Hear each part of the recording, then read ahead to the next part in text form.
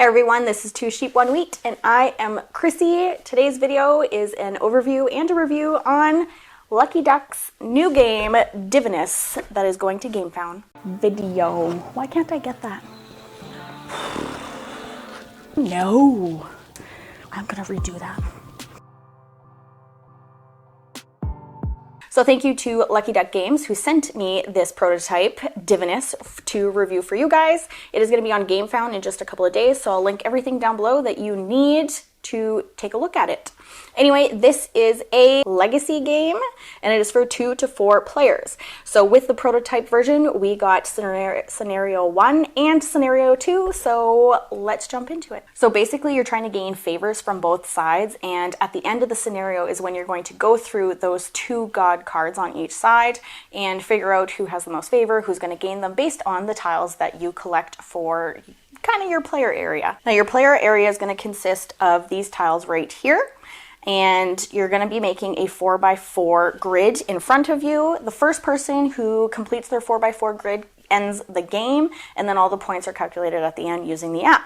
Now to get some of these tiles here, what you're going to be doing is rolling all of your dice that you get, and all in your colors here for whichever character that you decide to use. So the player whose dice all tallied up is the least amount is the first person to go. So basically you're going to be using your dice and you can add them, subtract them together, and you're going to want to come up with these numbers right here. So if you take 5, you can add it to this, which would make it a 6, or you can subtract it and it would make it a 4. So whatever number you decide to go with, you're going to be going and placing your dice exactly where the tile was, and now this is going to come into your player area.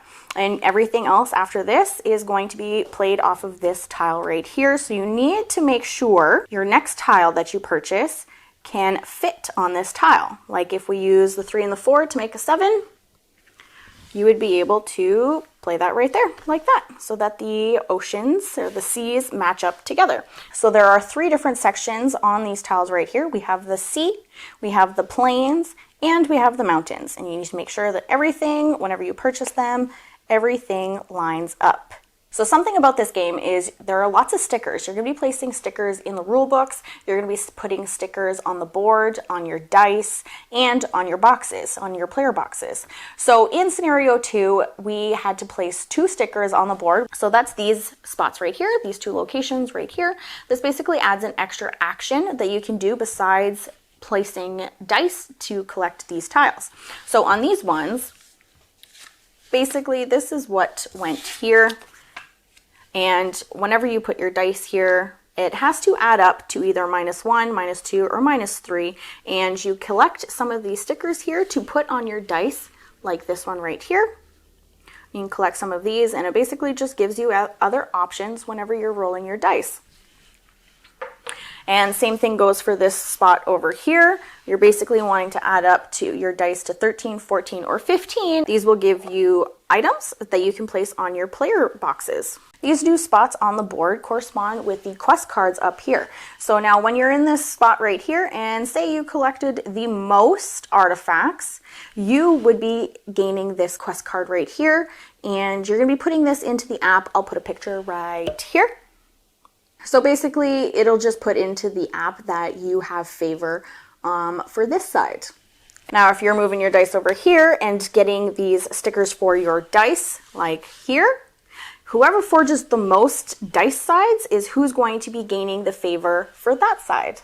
So once you have no more dice to play with, you're going to be taking them off, and that is going to be a rest action. So now once you're taking off your dice, you're going to be flipping over and replacing all of the tiles with their corresponding stacks. And after your rest, you get to re-roll all of your dice to get the new numbers for purchasing of new tiles. So the 3 actions that you can basically do so far in Divinus is play your dice to collect those tiles and place them in front of you. You can do your charge action, which are the new locations on the board. And once you run out of dice, then you can take a rest action. Now the first person to complete their 4x4 tile grid in front of them is what completes the game. The end of the game will look something like this. This is a completed 4x4 grid. Now, based off of the God cards right here and what their goals are, you're going to be going into the app and you're going to be selecting everything and calculating everything. Now, so far for obviously just this second scenario, there is no winners or anything like that, but whoever has the most favor for each side will get different benefits. There are these right here, which are items. You can get a title like this one, or you can get more dice stickers. So that is basically how you play this prototype version of Divinus for the first and second scenario. Now the full game is going to be 12 scenarios long, and with this legacy game, after the 12 scenarios are completed, you're going to be able to play this game as a regular board game. You don't have to rip anything up, you're not throwing it away or potentially having to give it away because you can't play it anymore. You're going to be able to play the game with all of the changes throughout those 12 scenarios, which replayability obviously is much greater.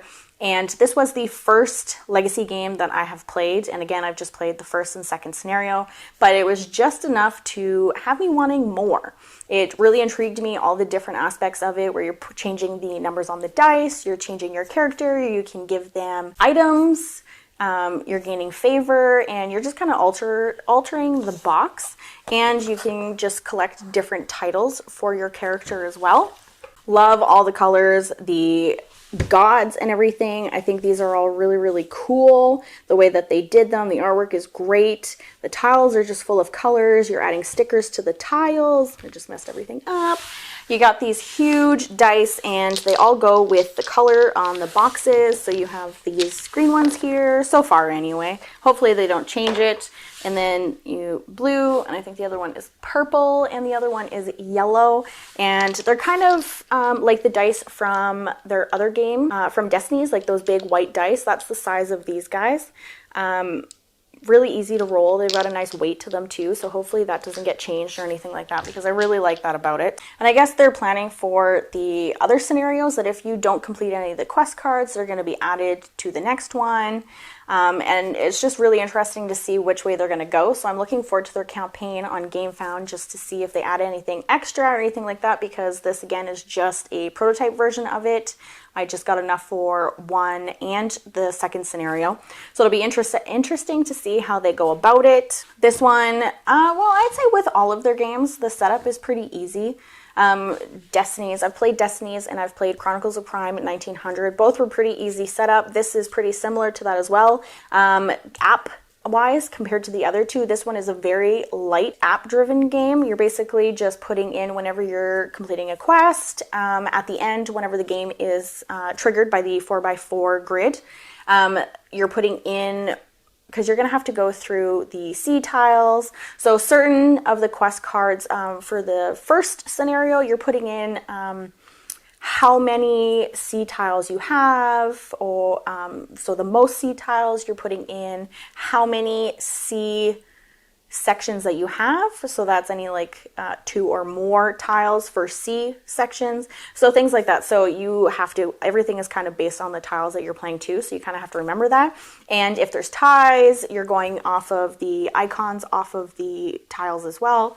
So it's kind of nice that there's a little bit of strategy wise that way, just trying to get as many different tiles as you can, having the most of them, and having the largest of them. So whatever comes out at the beginning, all those quest cards, you know what you're trying to work towards. And I guess obviously luck based too, because you're playing with all of the dice. But the thing with this one is that you can either add or subtract the numbers. So it kind of gets a little bit easier.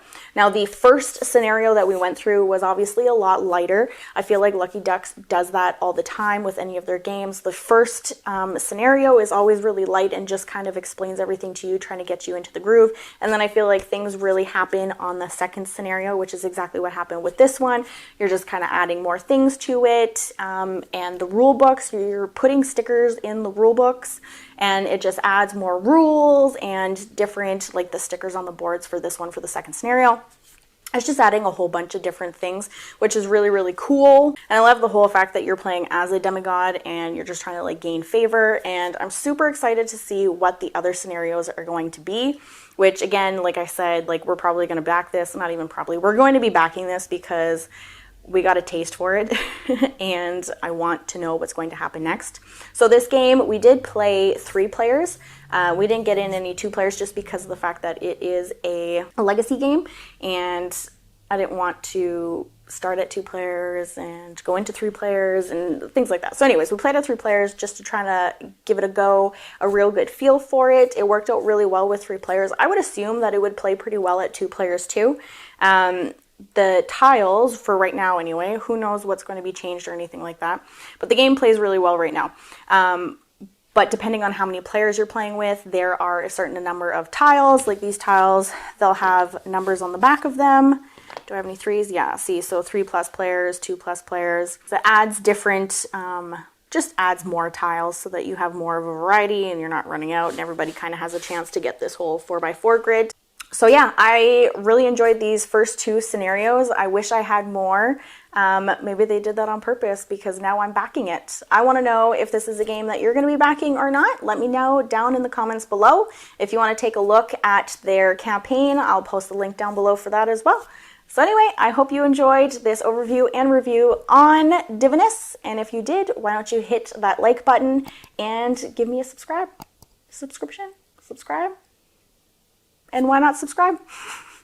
Anyway, I will catch you next video. Wait, what? What is happening? What is happening? I don't understand this.